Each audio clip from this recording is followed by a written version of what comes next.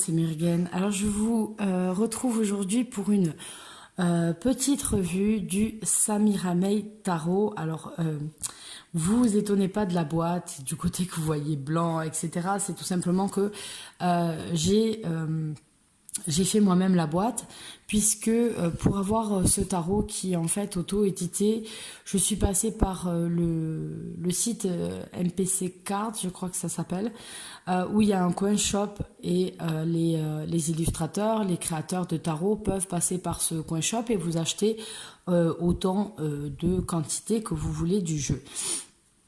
Donc en fait, moi j'ai acheté une boîte blanche comme ça, puisque quand il est vendu juste sous blister que les cartes. Et donc le problème c'est que dans des pochettes, à part pour les transporter quand j'ai besoin, dans ma bibliothèque je les retrouve moins facilement. Donc celui-là j'avais envie de le mettre avec l'autre, du coup que vous avez déjà vu sur ma chaîne, la revue de son autre jeu. Et donc du coup j'ai habillé la boîte. C'est un jeu qui arrive sans livret, donc il arrive que avec les cartes. Donc je vous rassure, c'est un tarot. Vous prenez votre petit bouquin fétiche, celui que vous préférez pour travailler, et vous pouvez très bien faire des tirages. Alors moi, comme je l'avais expliqué dans ma précédente vidéo sur l'illustratrice, j'ai adoré ce qu'elle présente. Et j'ai beaucoup flashé sur ce tarot lorsque, je l'ai là juste à côté, lorsque j'ai acheté au Salon du Bien-être à Toulouse ce livre-là. Et donc du coup, ce livre-là, il y avait ces cartes. Et j'ai flashé dessus, je les trouve magnifiques.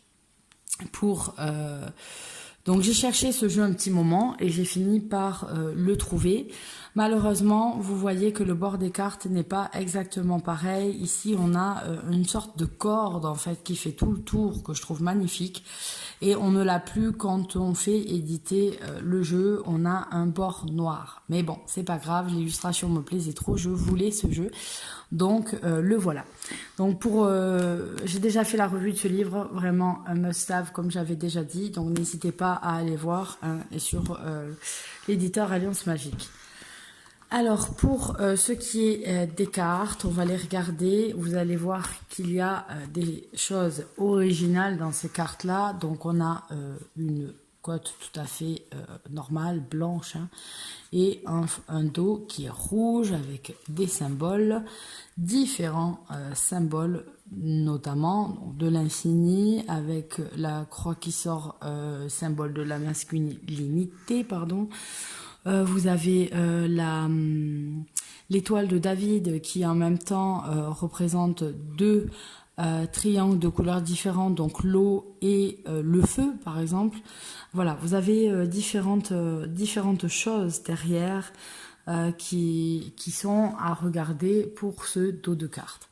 Ensuite, c'est des cartes qui arrivent, le choix qu'elle a fait est d'assez bonne qualité quand vous les commandez. Elles sont pas très épaisses non plus, mais elles sont au format carte tarot classique, donc je pense que c'est 7-12. Voilà. Donc on va regarder les arcanes majeurs et après on s'occupera des mineurs qui ont une particularité quand on prend chez Samiramay. Donc voilà le fou qui s'élance en fait, mais vous voyez que à la différence d'avoir un fou qui est au bord du précipice, là il n'est pas accompagné d'un chien mais il est accompagné d'un chat et il saute d'un bout à l'autre où l'attend déjà son baluchon. Donc ça nous change un petit peu le sens de la carte où on se lance dans le vide, on teste, on se balance dans l'aventure, allez go, c'est parti, comme un enfant qui vient de naître, qui se lance sans savoir ce qui va lui arriver. Tandis que là, lui, il a déjà préparé son truc, quoi. Donc c'est déjà une signification un petit peu plus changée si vous vous occupez des illustrations. Elle a mis différents symboles sur les côtés. Certaines ressemblent à des lettres à des lettres de l'alphabet hébraïque, d'autres vont représenter les symboles astrologiques, etc. Donc là, elle lui a mis le nombre 0 et on a des nombres en haut à gauche, mais nous n'avons pas de livret, donc le 300 qu'elle a donné au fou, je ne sais pas pourquoi. Voilà.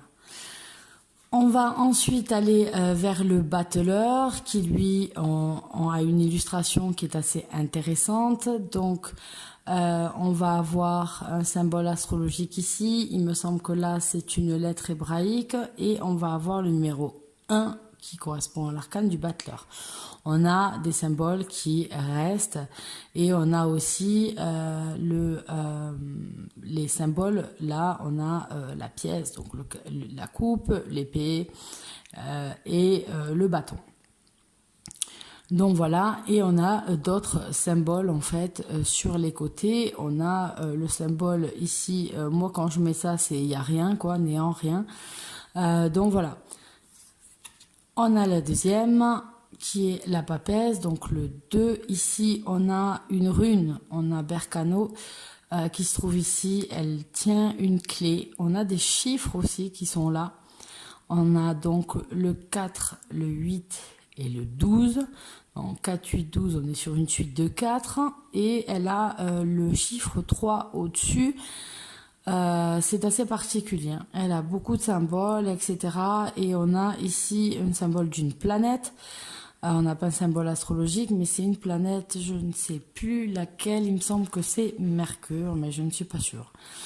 Donc voilà. Donc on a des symboles que l'on retrouve. On retrouve la lune, on retrouve le livre. Mais on a quelque chose de différent, quelque chose. Chaque lame, en fait, vous pouvez prendre le temps d'étudier en fait chaque lame et de mettre en corrélation un petit peu toutes les illustrations qui ont été faites et pas pour rien. Il y a un bon boulot qu'on peut faire sur ce tarot. Donc l'impératrice ici, moi, elle me fait plus penser à Lilith, à la limite, je ne sais pas pourquoi. Elle me fait penser plus, voilà, à une déesse mère, mais tout en étant à la différence de ce qu'on voit d'habitude. D'habitude, l'impératrice, on voit parfois une femme enceinte, etc. On imagine la jeune maman. Ici, on a une femme qui, je trouve, est beaucoup plus sexualisée. Voilà. Mais c'est vrai que l'impératrice a plus une sexualisation dans le tarot que la grande prêtresse à qui on enlève le côté sexualité active. Donc voilà, vous allez voir qu'à chaque fois, on a des symboles. Là, on a l'empereur qui est sur son trône avec... il me fait penser à Attila ou quelque chose comme ça. Il a le dessin du visage me fait penser plutôt voilà, au peuple mongol, etc. Ensuite, donc, le sage. Donc voilà, on l'a toujours au-dessus, la représentation, son troisième œil, etc. Et on a un côté beaucoup plus ethnique en fait que d'avoir notre pape à nous beaucoup plus posé, même si on va retrouver des symboles identiques. On a les amoureux avec... Oh pardon, excusez-moi, j'ai envoyé bouler la caméra parce que j'ai eu peur de ce qui se posait sur mon épaule, mais non, ça va, ce n'est qu'une mouche et pas une guêpe. Donc voilà les amoureux avec des sirènes, on retrouve le lotus et on retrouve une bonne série de runes. Donc on a la rune de l'amour 2 fois, on a Berkano, on en a quand même vraiment pas mal. Donc je pense qu'elle a peut-être essayé, ou elle l'a fait, d'écrire en fait un petit mot. Là, on va retrouver l'étoile de David avec deux couleurs différentes. On a deux symboles astrologiques. Je perds mes mots. Donc voilà, il y a pas mal de choses à voir sur ce tarot. Là, on se retrouve un petit peu à Rome avec les chars et le casque. On a la justice, elle est magnifique, je trouve. Voilà, cet ange-là, comme ça, tête baissée. Et on a le symbole du cancer pour la justice, alors que d'habitude, on rapproche, en fait, le cancer du chariot. Hop, dans les corrélations tarot-astro, donc voilà, elle a fait un travail à sa façon, son analyse qu'elle a mis dans les cartes. Et donc, du coup, voilà. Donc, on a un maître yogi pour l'ermite. La roue de la fortune, tatouée sur une main. La force, qu'est-ce qu'elle est jolie. Elle est toute mignonne. Le pendu avec une chauve-souris. La mort avec un squelette qui a froid. On dirait qu'il a froid, recroquevillé sur lui-même. Et il se tient les bras. Ça fait un petit peu Jean-Claude Duss dans Les Bronzés. Quand te reverrai-je... Pardon. La tempérance, qui là est pas représentée par une femme comme on a l'habitude, mais par un homme. Donc c'est bien, ça change, c'est sympa. Le diable. La tour.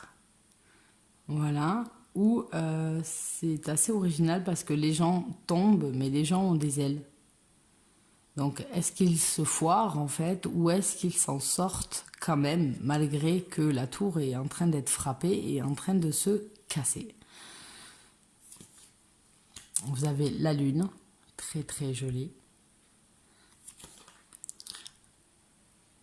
La lune, l'étoile, mais je sais même plus lire. L'étoile et la lune, là derrière, avec le vaisseau. Voilà, et puis on retrouve les deux chiens qui sont normalement illustrés sur la carte. Le soleil, voilà, qui est, moi ça me fait penser à un truc un peu aztèque. Le jugement, avec un cimetière et puis ses fantômes, etc., qui sont appelés à monter. Et le monde, avec cette main, en fait, et le monde à l'intérieur, et les différents symboles de travail. Donc voilà pour les arcanes majeures. Vous voyez que c'est un tarot qui est très original, qui est illustré de façon très originale, mais aussi avec beaucoup de symboles et d'études possibles à faire. Donc pour les arcanes mineurs, vous allez voir que là, l'originalité est aussi de mise. On va commencer avec... Où tu viens, toi? Viens. Bon, j'ai gardé le classement qui a été fait.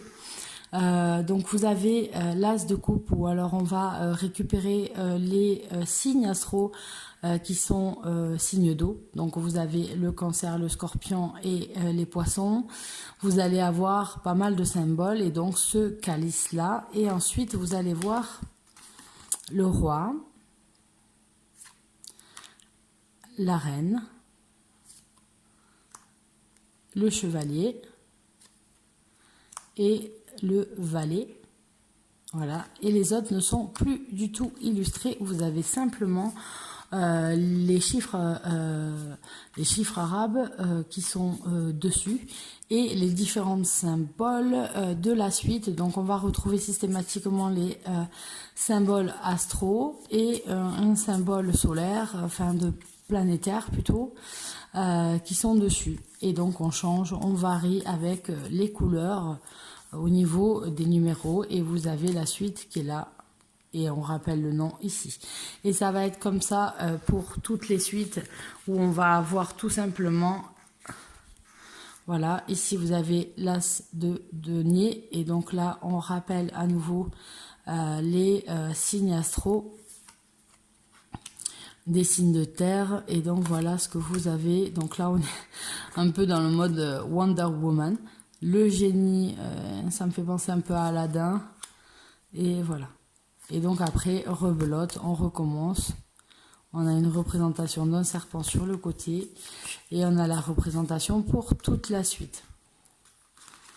On a l'as d'épée, je le trouve très beau. En fait, j'aime ces illustrations, vraiment. J'aime le travail qu'elle fait. Donc on a l'as d'épée qui est très beau. Et là, on est vraiment dans le côté chevalier, mais...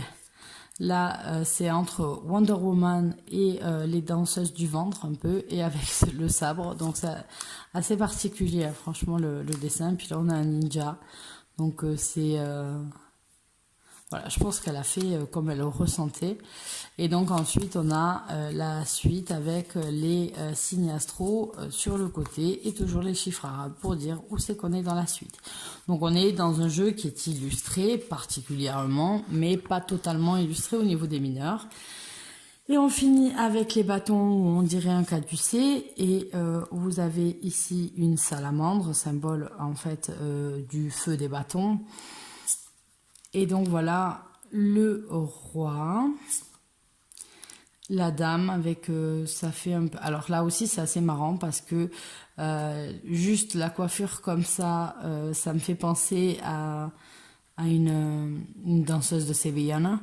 Et ensuite l'habit par contre, on est dans un voyage en Inde tout à fait plus loin. Donc le chevalier et ensuite la fièvre du samedi soir avec le valet de bâton. Et ensuite, de nouveau, vous avez tous les symboles et les mineurs qui sont juste notés et illustrés comme ça. Donc voilà pour ce tarot qui me plaît beaucoup, beaucoup, beaucoup. J'aime beaucoup les illustrations, j'aime beaucoup ce qu'elle fait et donc voilà. Et j'aurais aimé vraiment qu'elle... Il y a des tarots où on se passe facilement du livre parce que ça va de soi quand on le regarde. Et là, pour certaines choses, savoir réellement comment elle l'a travaillé, ce qu'elle voyait, pourquoi elle a fait comme ça, ça aurait bien mérité un livret explicatif pour le comprendre, quoi. Donc voilà, donc vous pouvez vous le procurer. Sur un PC Card, il y a peut-être ailleurs, hein, mais en tout cas, moi, c'est là où je l'ai trouvé. Pour ceux à qui ça fait peur, c'est un site effectivement qui est américain, mais quand vous recevez l'envoi, vous le recevez d'Allemagne. Je pense qu'ils ont des succursales en Europe, et donc du coup, vous le recevez venant d'Allemagne. Et donc, si vous le recevez venant d'Allemagne, vous n'avez pas de frais de douane si vous le recevez. Donc n'ayez pas peur, vous ne risquez pas de payer 2 fois votre jeu en fait au total. Donc voilà, c'était juste pour vous rassurer de ce côté-là, puisque c'est des choses qui inquiètent un petit peu tout le monde, parce que quand on a les frais de douane qui sont dessus, on a les larmes qui coulent assez rapidement. Je vous fais à tous de gros bisous et je vous retrouve très bientôt dans de nouvelles vidéos. Bye bye.